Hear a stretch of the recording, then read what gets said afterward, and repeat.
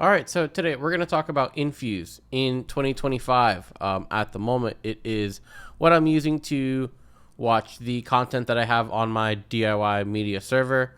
And I haven't really made a comprehensive review of the application on the channel. I've talked about that it is what I use, and that hasn't changed. I know upon moving into this theater, I was mulling about what device I wanted to dedicate, my movie watching, basically anything that was on my server. And, while I was making that decision, Infuse still seemed to check all the boxes for my current system. And so, it kind of leads you, if you've ever thought about ripping your own media and how to watch it, you can, spend hours and hours on forums, because unfortunately there's just not really a perfect media player for all the different formats that you're going to get, off various discs, Atmos, DTS, True HD, and then, you've got Dolby Vision and all the rabbit holes regarding FEL, MEL. There seems to be that one device, I think it's Ugos, but it's extremely DIY. It doesn't seem like to be a sustainable solution. So there's always drawbacks when it comes to trying to access this media outside of putting the disc in the player, which is what a lot of us are trying to avoid. And so ultimately this video really also serves to say that, I don't have any plans of abandoning my DIY media solution. In fact, I only plan to make more investments into it. Again, my ripping solution, the Pioneer, has been working great, and I see nothing wrong with continuing to administer it. It works for me personally.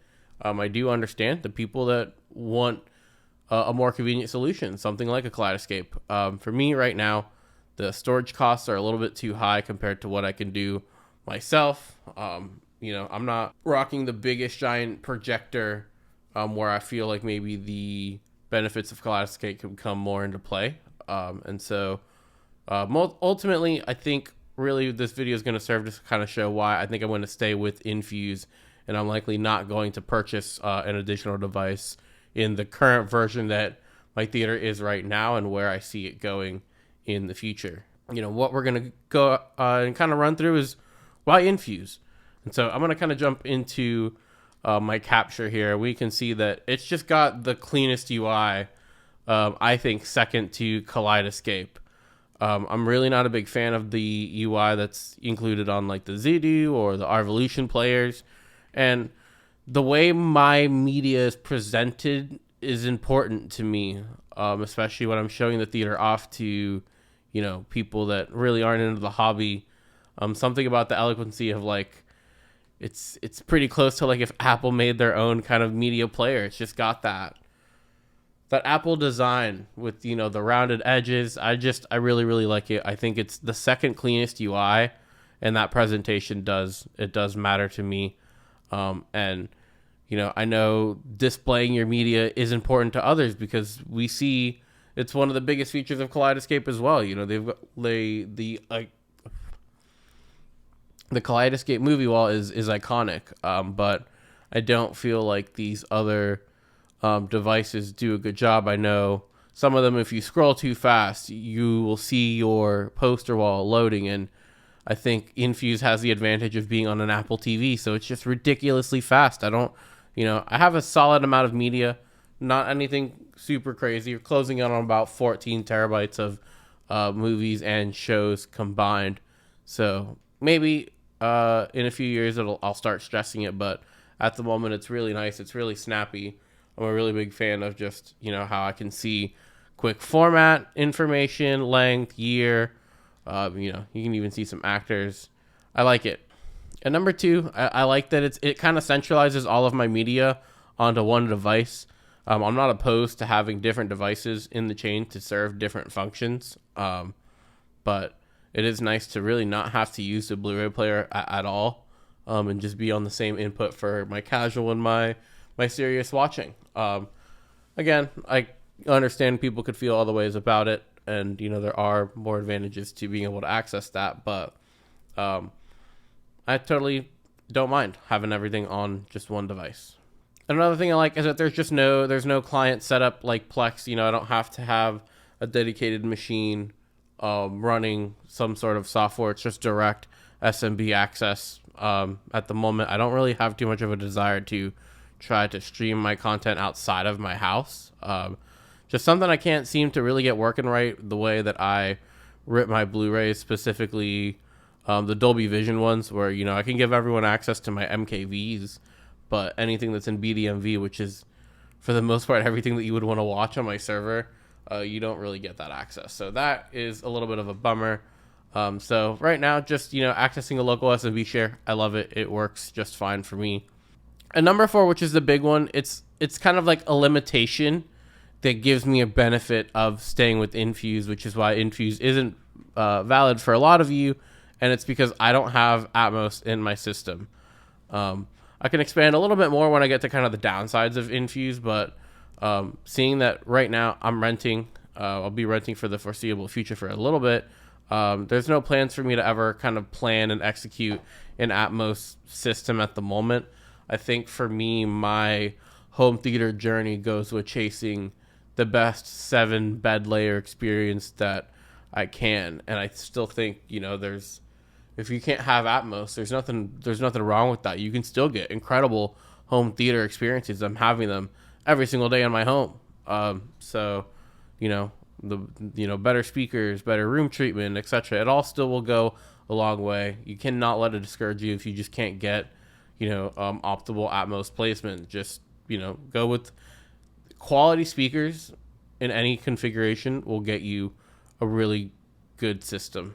And so, again, that kind of puts me in a good position where Infuse's lack of Atmos support works to my benefit, because many people with an Atmos system, you want to hear the Atmos track. There's just no way that you would want to use an app like this with an up mix. It makes no sense. Get a dedicated player, deal with the fallbacks, but in this case, this does work for me. I still get a fallback down to that True HD 7.1 layer track, and it's awesome. And there is kind of one other thing that I'm not particularly taking advantage of as well using Infuse, and I'll kind of talk to it in the cons section. All right, so let's talk a little bit about where Infuse kind of falls short for me. First one, I think for all of you in the community, it's going to be the Atmos and Dolby Vision support. Technically, this isn't Infuse's fault. This is a limitation that they put on the Apple TV as a streaming device. So again, this is kind of where it's that deal breaker for you. If you have any high channels, even 2 high channels in your system, you're going to want a better, more dedicated media device to get that access, I think, unfortunately.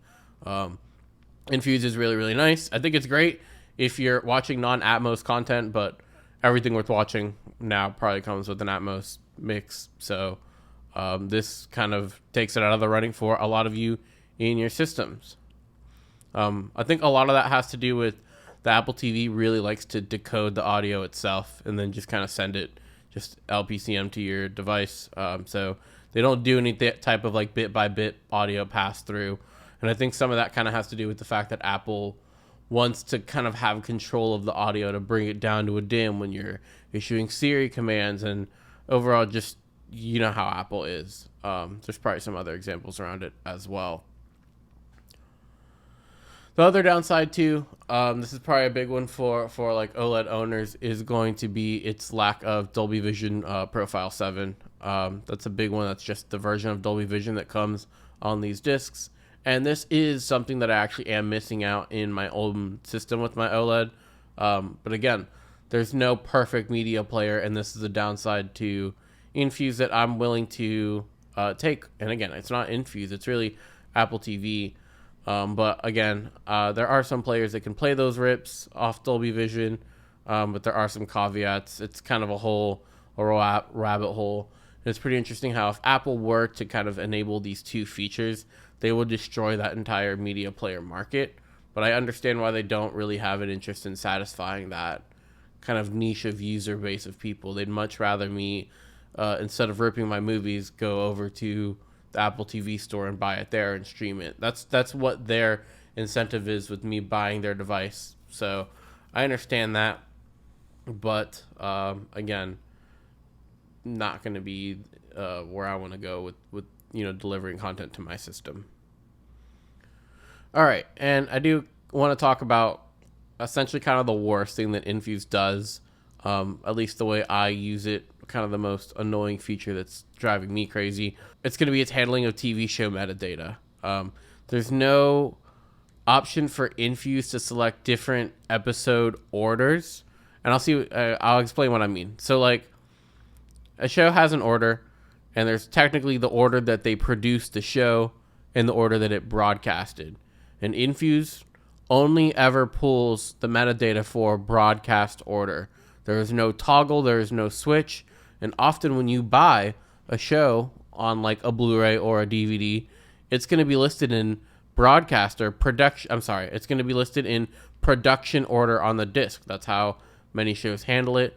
But Infuse, an application used for playing primarily ripped media, defaults to an order that is often not on disc. So like, for example, Batman the Animated Series, just completely wrong orders here. These are completely the wrong episodes. It's discouraged me from finishing ripping the show because I have to jump through hoops to kind of get like custom metadata for each episode. And maybe eventually I'll do it when I really kind of just want to tighten up the media server, maybe when I make some upgrades in the future. Or just when Infuse gives me the option to toggle that. There is a thread that I will link, because if you're other Infuse users, please go bump that.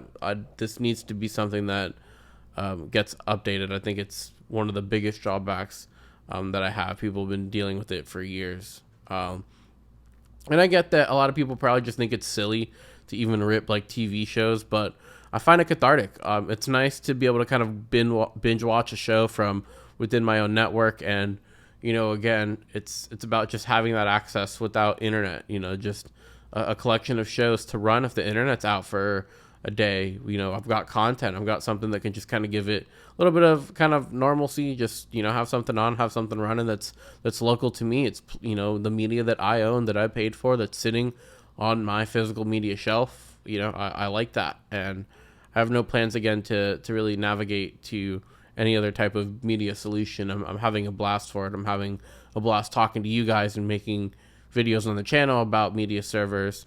And so this is really ultimately why I think Infuse it's going to stay in my system. All of these things, all of the drawbacks, again, don't really equate to me spending the money on a dedicated player, again, when I don't have Atmos, when I'm willing to give away Dolby Vision. But again, I still rip all of my media so that later down the line, when Dolby Vision support becomes easier from whatever means, it will be accessible there for me to tap into whenever. So as long as I'm future-proofing myself, I'm fine, man. HDR10 still looks amazing on my display.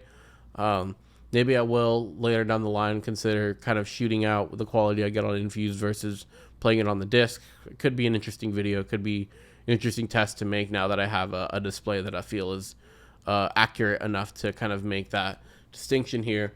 But overall, appreciate you guys hanging out. Appreciate kind of rambling about, you know, media players and, you know, home servers and all of that stuff. So let me know in the comments what you guys think. You know, what are you using to access the media in your own servers? How far along are you in kind of your investment of the media server? Do you feel like this is too time consuming and you're ready to just go jump ship and go to Kaleidoscape? You know, all opinions are valid, but would love to hear you guys. And again, thanks for all of the, you know, interactions on the channel. Love talking with you guys. We did just break 300 subs, which is super awesome. Came pretty quick, honestly. You guys are loving the remote videos and, you know, excited to get back to that as soon as they get it back to me. But still want to be, you know, talking about stuff that goes on in my system. Still want to be pushing out content for you guys. So a little quick one here today, but ultimately thought it was, you know, worth kind of talking about where I stand on the media servers and what I want to use to play that media. But thanks for checking it out. Catch you guys later in the next one.